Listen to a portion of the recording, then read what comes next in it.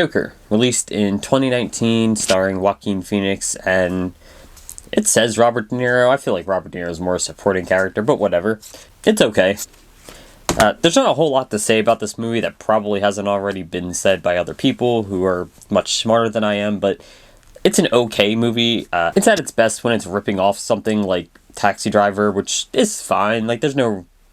Movies take from other movies all the time. This isn't a big deal. I think people are blowing out of proportion how it's just like a carbon copy of things, and it's obviously inspired by a certain type of movie, and that's okay. There's nothing wrong with that. The real question is, does it add something to what it's copying?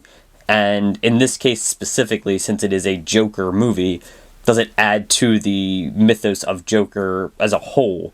And I think it fails kind of on both parts. It doesn't add anything super interesting to the Scorsese-esque movies it's trying to copy, but also it doesn't really add anything to the Joker character. Like, it's the worst parts, it takes the worst parts of A Killing Joke, his, comedic background, and how he's just a failed comedian, I guess, and adds, like, just a mental condition to that, which is fine, but, kind of takes away a little bit of what the Joker is, and slaps that on to a Scorsese movie, and overall, as a film, I think it's fun. It's an entertaining movie. It's an entertaining watch. And at a very baseline level, that's what a film needs to achieve. A movie being good or bad, for me at least, rests on that kind of bedrock of, is it entertaining?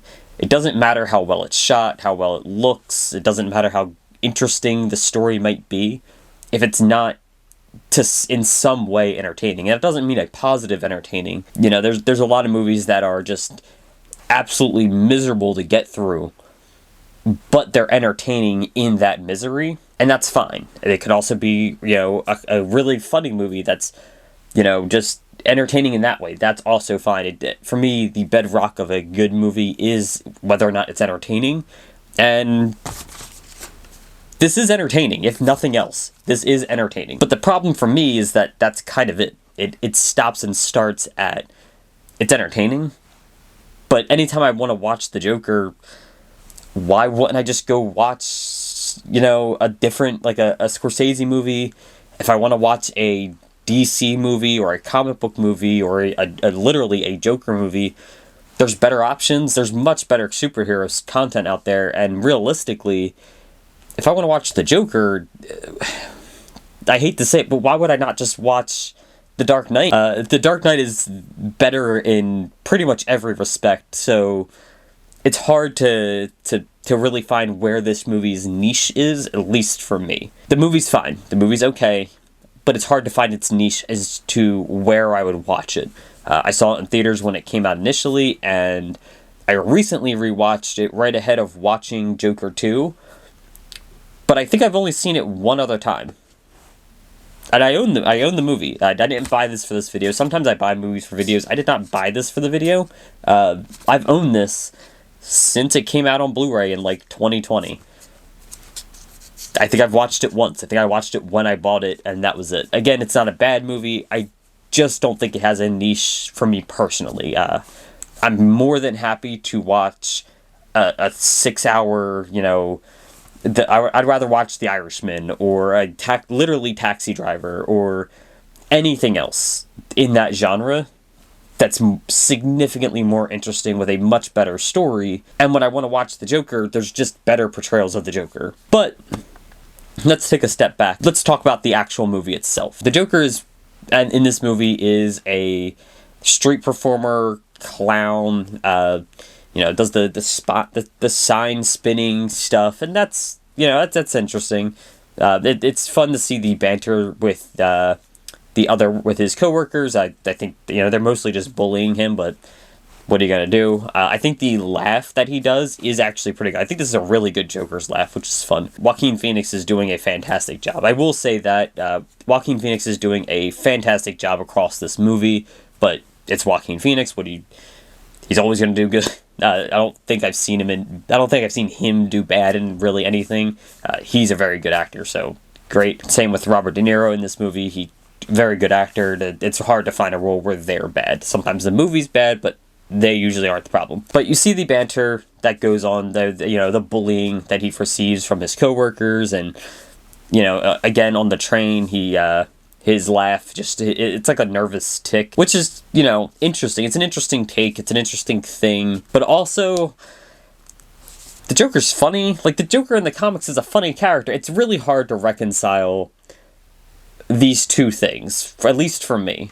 The Joker that I know and love is a funny character, and the jokes aren't good, but that's kind of what makes him funny a lot of times, and the little bits that he does, the crimes he does, they're usually ridiculous, but that's what makes it funny. And this, it's like they're trying to make me feel bad for him, and not to say that can't work, but, like, I kind of don't feel that bad for him. Like, I feel bad for him now, but by the end of the movie, I don't really feel bad for him anymore.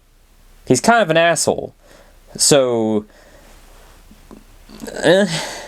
but again, let's go through the movie. You see his character get bullied again on the train, and this is where he ends up killing multiple people.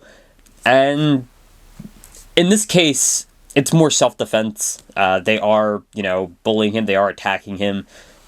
He did just kill them to defend himself, and that's fine. No one's gonna, this isn't a problem. The problem is that he runs away, which, understandable. Obviously, he has a mental condition in this movie. He panics. He leaves.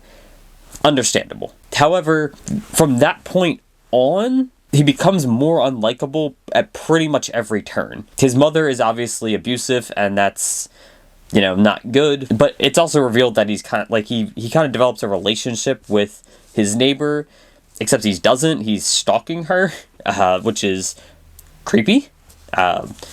You see everything through Joker's point of view, and I think people get the idea that you're supposed to feel bad for him because you see it through his point of view. But the point of the movie, at least to me, especially, again, with the stalking the girlfriend thing, is that he is unreliable. He's an unreliable narrator. He's telling you the way he sees it, but that's not really what's happening most of the time. This is significantly different from when he kills Murray at the end of the movie, where he didn't really do anything wrong. Like, yeah, Murray was making fun of him, but, like, that's what talk show hosts do. We see that with, like, obviously all the late night shows that it's inspired by, but, like, even, like, Ellen, like, they bring on, like, these online celebrities all the time and make fun of them, and, like, most people are just kind of in on the joke. Like, yeah, the video's viral and it's stupid and silly, but it's okay. Like, we're not making fun of you directly. We're not like, look at this fucking idiot. It's usually just like, look at this fucking idiot, and it's okay. Again, obviously the mental condition is what causes this distortion of, like, he's being bullied again. And I think they try to weave that as the interconnect here of he's being bullied at work, he's being tortured by his mother, he's being tortured, he gets attacked on the bus, and now Murray's making fun of him, and I get it, but it's not really a reason to kill people. Like, it just doesn't, the ends don't justify things here.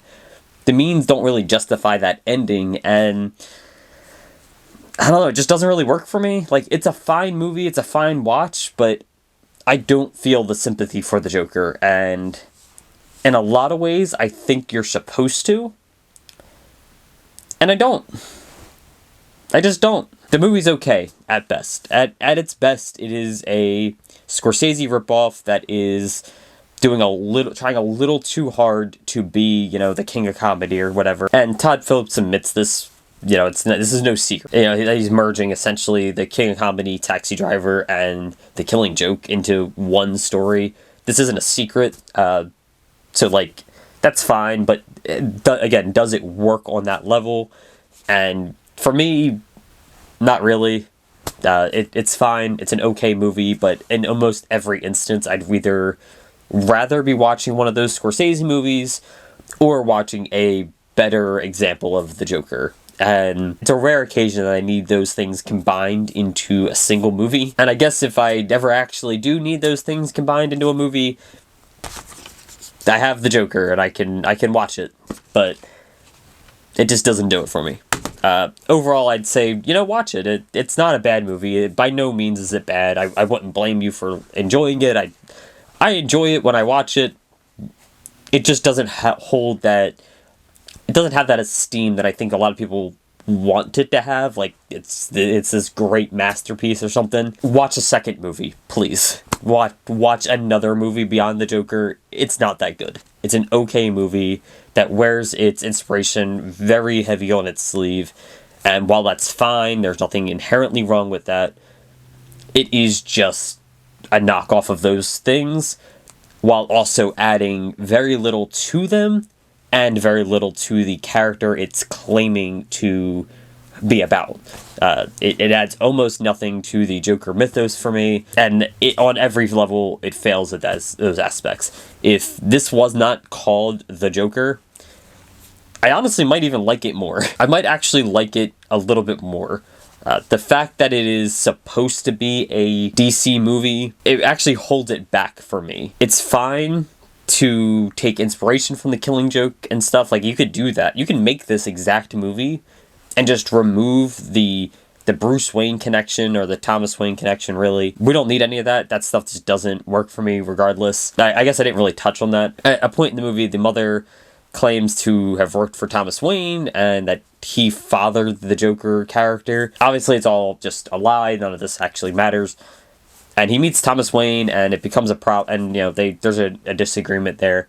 And I guess it's trying to set up this idea that the Joker and, the Waynes have a history. But not only does this end up not affecting the second movie at all, which we're not going to really dig into the second movie here, but there'll be a video on that later. Not only does it not affect the second movie at all, so, what's the point of this connection? But it doesn't even matter in this movie. It's just an extra thing. It's well, it's a Joker movie, so we have to have a Batman connection, right? I don't think you did. I honestly think if you had cut that, just not cut it because you kind of need that pull for Joker, but rework that, remove the Batman stuff.